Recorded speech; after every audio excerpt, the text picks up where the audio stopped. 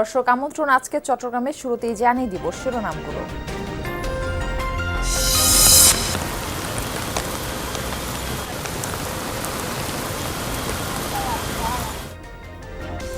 সাগর তীরের বাঁশখালী এখনো তলিয়ে পানিতে, বিধ্বস্তের দুর্ভোগ চরমে, রাঙামাটির পরিস্থিতির আরও অবনতি। যোগাযোগ বিচ্ছিন্ন বান্দরবান, ৫ দিন পর চালু হলো চট্টগ্রাম কক্সবাজার রুটে ট্রেন চলাচল। ট্রেনে ওঠা এক পর্যন্ত আমি আনসার্টেনিটির মধ্যে ছিলাম, একটা যে হবে কি হবে না। এই আবহাওয়া তো কক্সবাজারে যাওয়ার মতন না, এবং বাসার থেকে বেরোবার সময় অনেকেই নিষেধ করছে।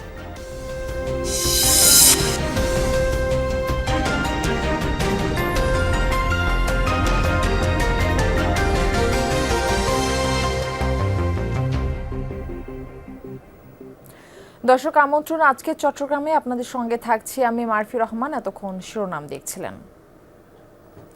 সাগর তীরের বাঁশখালী এখনও তলিয়ে আছে পানির নিচে। ৫ দিন ধরে পানিবন্দী হাজার হাজার পরিবার।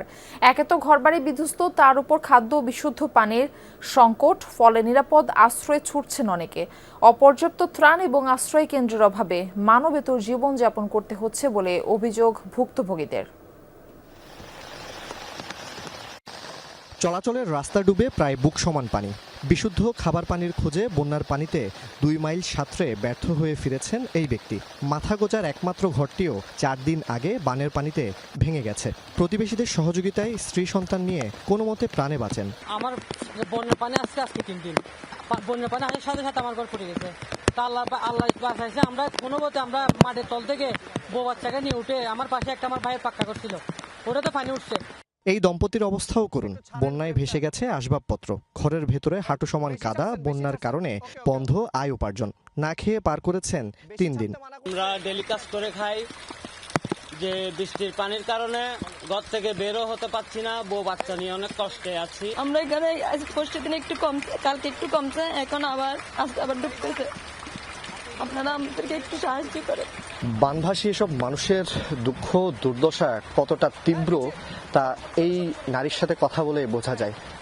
তাদের পুরো ঘরের পেছনটা বন্যার পানিতে একেবারে ভেসে গেছে এবং তারা গত 6-7 দিন ধরে কোনো ত্রাণ সহযোগিতা পাননি, নেই তাদের কোনো রকম বিশুদ্ধ খাবার। এসব মানুষের কি হবে সেটাই এখন তাদের কাছে বেশ চিন্তার বিষয়। পাশাপাশি তারা বলছেন সরকারি সহযোগিতা প্রয়োজন বন্যা পরবর্তী তাদের দেখভালের।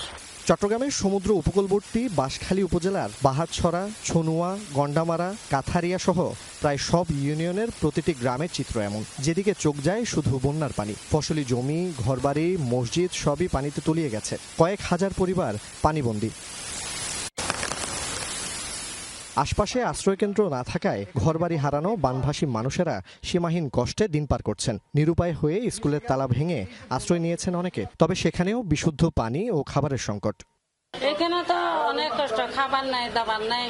মাইসে দুজনে দুই মুড়ি টুড়ি দিছিল, আমরা তার কই যাবো বাবা, এখন জায়গা নেই। এই সরকারি স্কুল একটা তালা ভাঙ্গি সবাই ঢুকছে। এটা কি আশ্রয় কেন্দ্র আছে, খরচ যাই বাবা, এখন আত্মীয় স্বজন যে জায়গায় আশ্রয় লই।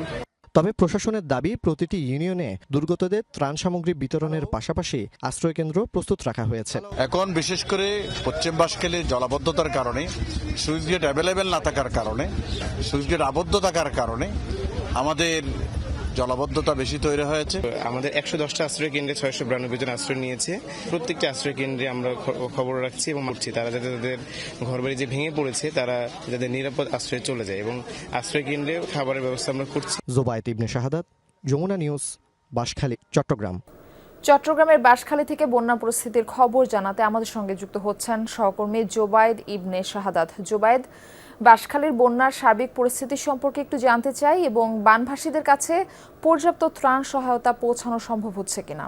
মারফি, বাঁশখালীর যে 14টি ইউনিয়ন আছে, প্রত্যেকটা ইউনিয়নেই বানভাসী মানুষের বেশ দুঃখ দুর্দশা আমরা সারাদিন দেখেছি। এই মুহূর্তে আমরা আছি চট্টগ্রামের যে বাঁশখালী উপজেলা সেটার ছনুয়া ইউনিয়নে। নিশ্চয়ই দেখতে পাচ্ছেন যে যেদিকে দিগন্তর বিস্তৃত, যেদিকে আপনার চোখ যাবে সেখানে কিন্তু বন্যার পানি, এবং এই যে পানি, এই পানিতে কিন্তু যে ঘরগুলো পরে দেখতে পাচ্ছেন সেখানে কিন্তু মানুষজন আটকে আছেন। তাদের খাবার দাবারের যে সমস্যা, বিশুদ্ধ পানির সমস্যা, এটা আমরা সকাল থেকেই বলে আসছি বাঁশখালী উপজেলায়। পাশাপাশি এই যে ঘরগুলো আছে তার পেছনে কিন্তু বেইরিবাঁধ, এই বেইরিবাঁধের পরে হচ্ছে বঙ্গোপসাগর। মানে তারা কতটা ঝুঁকিপূর্ণভাবে এই জায়গাটাতে এখন আছেন সেটা নিশ্চয়ই বুঝতে পারছেন। পাশাপাশি এই যে বাঁশখালীর পুরো যে ইউনিয়নগুলো আছে প্রত্যেকটাতেই সাধারণ মানুষের আশ্রয়কেন্দ্রের কিছুটা সমস্যা আমরা দেখেছি, ত্রাণের কিছুটা আমরা এই জায়গায় অভাব দেখেছি। কারণ তারা যেভাবে মানবেতর জীবনযাপন করছেন, তাদের ঘরে ঘরে আমরা প্রবেশ করে যেটা দেখেছি, চুলো জ্বলছে না, চুলো যেগুলো মাটির চুলো ছিল সেগুলো ভিজে আছে, তাদের খাওয়া দাওয়ার মতো কোনো সুযোগ নেই। তারা যে আয় উপার্জন করবেন সেই রাস্তাও বন্ধ। তাই 3-4 দিন ধরে খাবার না খেয়ে ঘরে কোনো রকমে আছেন, পেটে পাথর চাপা দিয়ে থাকা যেটা বলে সেই চিত্র আমরা কিন্তু দেখেছি। সব কিছু মিলে বাঁশখালীর অবস্থা খুবই একেবারে করুণ এখন বলা চলে। এই মুহূর্তে আমি যে জায়গায় আছি এখন কিছুটা পানি কম থাকলেও গত 2-3 দিন ধরে পানিটা কিন্তু একেবারে বুক পর্যন্ত ছিল, এবং আমরা যে জায়গা দিয়ে এসেছি পুরো জায়গাটাই কিন্তু একেবারে এই হাঁটু থেকে কোমর পানি পর্যন্ত নিমজ্জিত। চট্টগ্রামে বাঁশখালী সহ সাতকানিয়া, চন্দনাইশ এই যে উপজেলাগুলো আছে, এখানের মানুষের দুঃখ দুর্দশা যে অবর্ণনীয় কষ্ট, সেই কষ্টের পর তারা আসলে এই চ্যালেঞ্জটা কীভাবে মোকাবেলা করবেন, যে বন্যার পানি নেমে গেলে যে ক্ষয়ক্ষতি সেটা কিভাবে তারা পোষাবেন, আর এই যে মানুষজনের যে রোগবালার একটা সম্ভাবনা থাকে, শঙ্কা থাকে, সেটা কীভাবে তারা মোকাবেলা করবেন, সেটাই এখন কিন্তু তাদের জন্য বড় চ্যালেঞ্জ। মারফি। ধন্যবাদ জুবাইদ যুক্ত হবার জন্য। 5 দিন বন্ধ থাকার পর চট্টগ্রাম কক্সবাজার রুটে শুরু হয়েছে ট্রেন চলাচল। তবে যাত্রী সংখ্যা একেবারেই কম। ট্রেন লাইন থেকে পানি সরে যাওয়ায় সংস্কার শেষে একাধিক ট্রায়ালের পর শুরু হলো ট্রেন চলাচল। এদিকে চট্টগ্রাম মহানগরীর নিচু এলাকা এখনও জলাবদ্ধতার কবলে। আবার বৃষ্টি শুরু হওয়ায় বেড়েছে ভোগান্তি।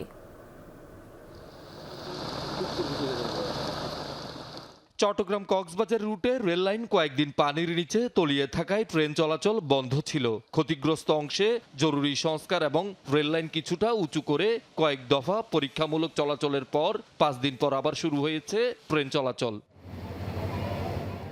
দুপুরে নির্ধারিত সময়ের কিছুটা পরে কক্সবাজারের উদ্দেশ্যে ছেড়ে যায় কক্সবাজার এক্সপ্রেস ট্রেন। স্বস্তি ফিরেছে যাত্রীদের মধ্যে, তবে বৈরী আবহাওয়ার কারণে যাত্রী একেবারেই কম। ট্রেনে ওঠা আগ পর্যন্ত আমি আনসার্টেনিটির মধ্যে ছিলাম একটা, যে হবে কি হবে না। তো যাক, থ্যাঙ্কস টু মাই গড, মানে সাকসেসফুলি আমরা এখন যাচ্ছি কক্সবাজার। বাচ্চারা যখন শুনতে আসবে ওদের তো খুব মন খারাপ।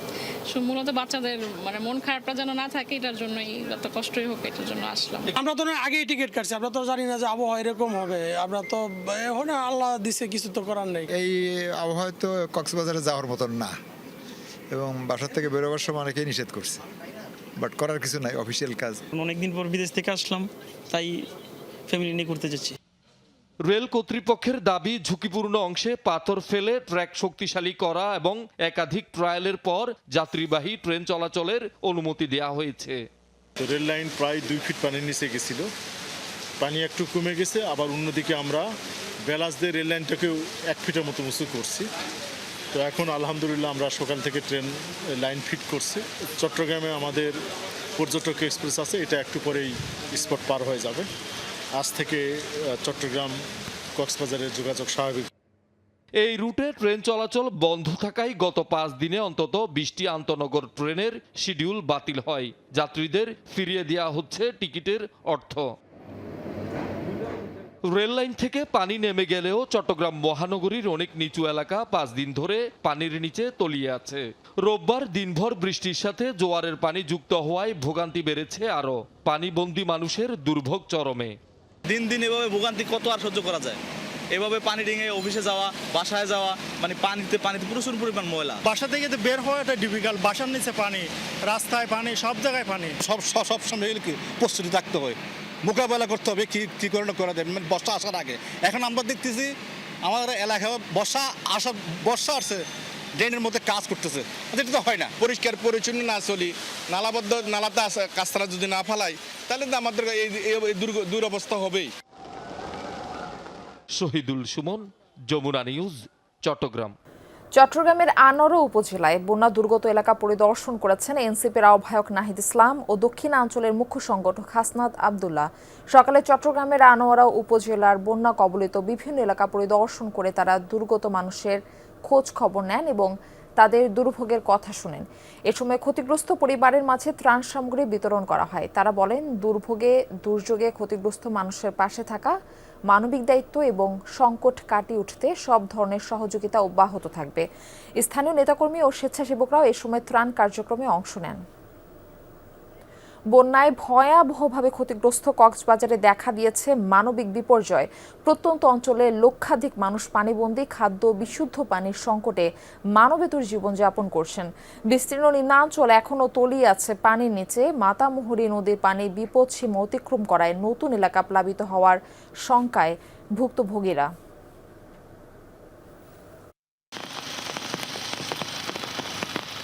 যতদূর চোখ যায় থই থই পানি। 5 দিন ধরে কক্সবাজারের পেকুয়ার প্রত্যন্ত অঞ্চলের চিত্র এমন। পানিবন্দী অর্ধ লাখ মানুষ, জ্বলছে না চুলা, বিচ্ছিন্ন অনেক এলাকার যোগাযোগ, দেখা দিয়েছে মানবিক সংকট।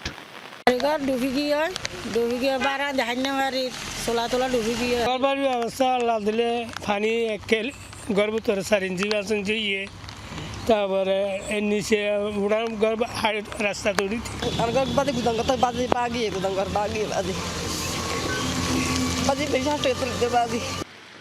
খাদ্য ও বিশুদ্ধ পানির সংকটে চলছে হাহাকার। প্রান্তিক পর্যায়ের মানুষের অভিযোগ, এখনো পৌঁছেনি সরকারি কোনো ত্রাণ সহায়তা। আমার গ্রামে অঞ্চলে এ পর্যন্ত পানি, আমাদের ওখানে ত্রাণ আজকে অলরেডি ত্রাণ আসছে, কিন্তু পর্যাপ্ত পরিমাণ ত্রাণ আসে নাই। এই কষ্টের বিনিময়ে পানিটা দিন হচ্ছে কোনো ত্রাণ নিয়ে কেউ আসছে এরকম দেখি নাই, সবার ঘর বাড়ি ডুবা। টৈটং এলাকায় ত্রাণ বিতরণ করে কক্সবাজার জেলা পরিষদ। বিচ্ছিন্নভাবে কিছু ত্রাণ দিলেও তা অপর্যাপ্ত বলছেন ক্ষতিগ্রস্তরা। চকরিয়ার এবং পেকুয়া এবং মাতামুহুরীর বিভিন্ন বন্যা দুর্গত পানিবন্দী মানুষের মাঝে শুকনো খাবার কক্সবাজার জেলা পরিষদের পক্ষ থেকে আপনাদের কাছে নিয়ে এসেছি। আজকে প্রত্যেকটা ইউনিয়নে কিন্তু ত্রাণ সামগ্রী বিতরণ করছি এবং গতকালকে আমাদের একটা বিশুদ্ধ পানিবাহী গাড়ি ছিল, সেখানে হচ্ছে 6000 লিটার পানি ধারণ ক্ষমতা। আজকে আরেকটা গাড়ি এসেছে ডিপিএইচসির। আবার ভারী বৃষ্টিপাত শুরু হওয়ায় কক্সবাজারে মাতামুহুরী নদীর পানি বিপদসীমা অতিক্রম করেছে। গত 24 ঘন্টায় পাহাড় ধস ও বানের পানিতে ডুবে মৃত্যু হয়েছে 3 জনের। জুবাইর রিফাত, যমুনা নিউজ। দর্শক, এবার আমরা কক্সবাজারের পরিস্থিতি জেনে আসব সহকর্মী এহসান আল কুতুবের কাছে থেকে। এহসান, যে সকল এলাকায় পানিবন্দী অবস্থার তৈরি হয়েছে সেখানকার মানুষ তাদের প্রাত্যহিক কাজ কিভাবে সারছেন এবং তাদের কাছে ত্রাণ সহায়তা পৌঁছাচ্ছে কিনা?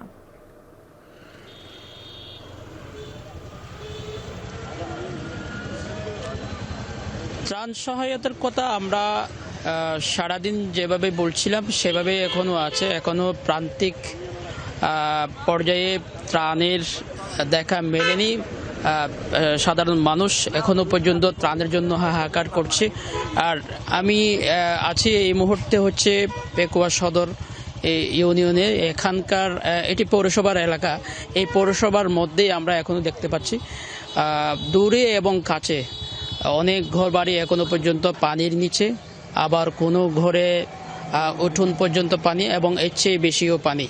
আর ওখান থেকে ওই গ্রাম থেকে এখানে চলাচলের যে পথ ছিল সেই পথটিও পানিতে ডুবে আছে। সেই পথটি ডুবে থাকায় এখান থেকে চলাচল করছে নৌকায়, এবং এটি ছাড়া তাদের আর কোনো উপায় নেই। এবং হচ্ছে যখন যে মুহূর্তে যেই প্রয়োজনেই তাদেরকে এখানে আসতে হয় তারা নৌকা নিয়েই পারাপার করছে, চলাচল করছে। আর পুরো চকরিয়া, পেকুয়া এবং মাতামুহুরী 3টি উপজেলার এই অবস্থা এখনো পর্যন্ত আছে। আর সকাল থেকে ভারী বৃষ্টি হওয়ার কারণে গতকাল সবাই বৃষ্টি না থাকায় যে স্বস্তির নিঃশ্বাস ফেলেছিল, আশা করেছিল ভালো একটা সময় আসবে এবং পানি দ্রুত সময়ের মধ্যে নেমে যাবে। আজকে দুপুর পর্যন্ত ভারী বৃষ্টি হওয়ায় সেটি আবার নতুন করে শঙ্কা সৃষ্টি হয়েছে এবং বিপদ সীমার উপরে পানি প্রবাহিত হচ্ছে। এটি আমাদের কাছে সর্বশেষ তথ্য। আর হচ্ছে গতকাল আমরা একটা শিশু ভেসে গিয়েছিল, নিখোঁজ ছিল, খবর দিয়েছিলাম চকরিয়ায়। আজকে বিকেল 4টার দিকে তার মরদেহ উদ্ধার করেছে ফায়ার সার্ভিস এবং ডুবুরি দল। প্রায় সকাল 9টা থেকে বিকেল 4টা পর্যন্ত টানা 7 ঘন্টার অধিক সময় তারা চেষ্টা করে তাকে উদ্ধার করেছে। এবং গত 24 ঘন্টায় এখন পর্যন্ত একজন পাহাড় ধসে মৃত্যু এবং 2 জন পানিতে ডুবে মৃত্যু হয়েছে চকরিয়া এবং পেকুয়া এবং কক্সবাজার জেলায়। মারফি। খুবই দুঃখজনক ঘটনা কুতুবী, ধন্যবাদ যুক্ত হবার জন্য। বিস্তীর্ণ নিম্নাঞ্চল প্লাবিত হওয়ায় 5 দিন ধরে থমকে আছে পাহাড়ের জনজীবন। ভারী বর্ষণ এবং নদ নদীর পানি বৃদ্ধি পাওয়ায় রাঙামাটিতে বন্যা পরিস্থিতির অবনতি হয়েছে সবচেয়ে বেশি। অনেক স্থানে যান চলাচল বন্ধ। বান্দরবান, খাগড়াছড়ির অনেক এলাকা এখনও প্লাবিত। পাহাড় ধসে পড়ায় সারা দেশের সাথে বান্দরবানের যোগাযোগ বিচ্ছিন্ন।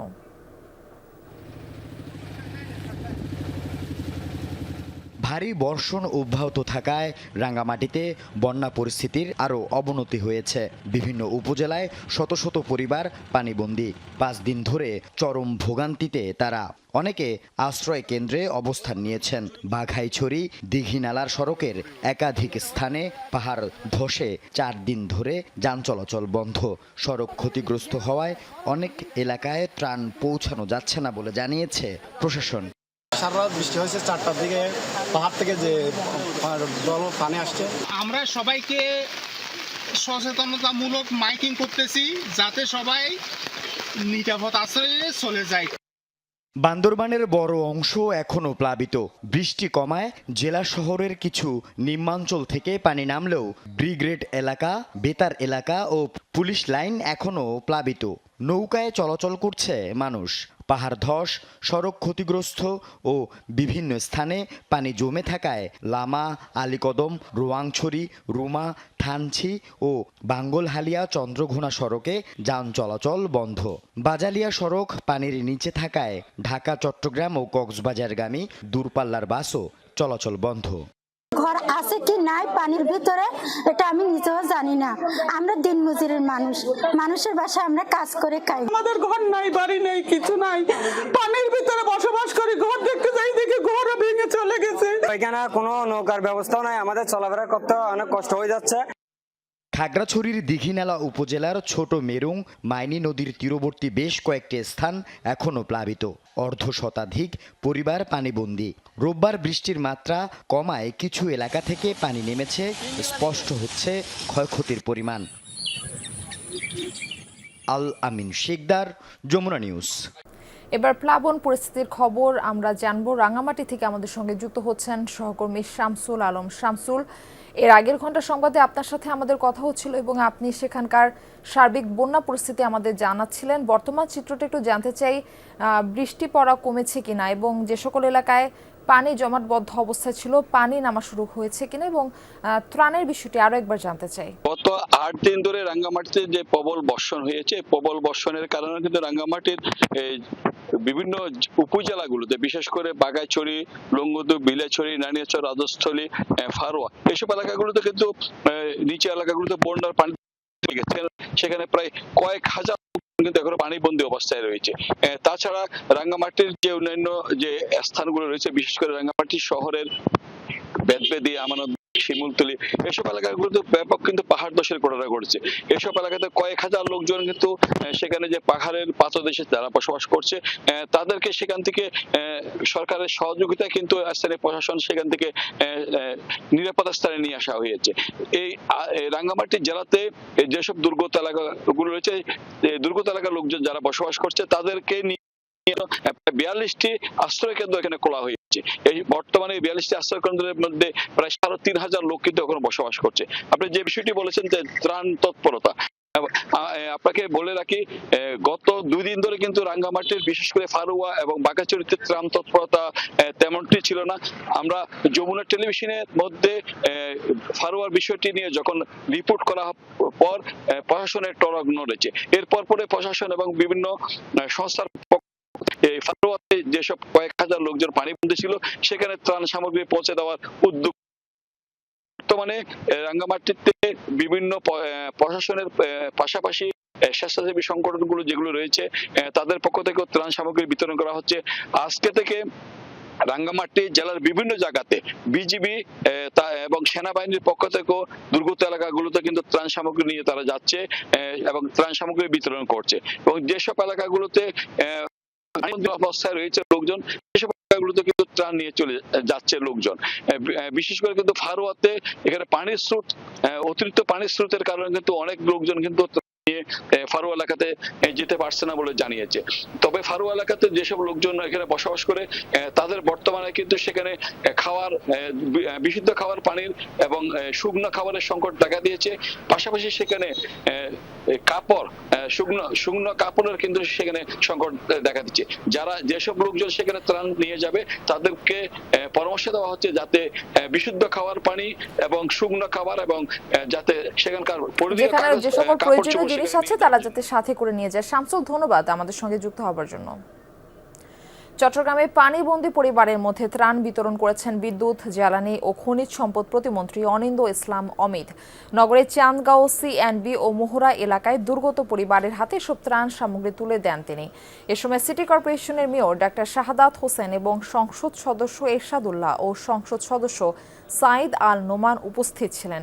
ক্ষতিগ্রস্ত এলাকা পরিদর্শন করে পানিবন্দী মানুষের খোঁজ খবর নেন তারা। প্রয়োজনীয় সহায়তা নিশ্চিত করার আশ্বাস দেন। দর্শক, এই ছিল আজকের চট্টগ্রামের আয়োজনে। এতক্ষণ সাথে থাকার জন্য সবাইকে ধন্যবাদ।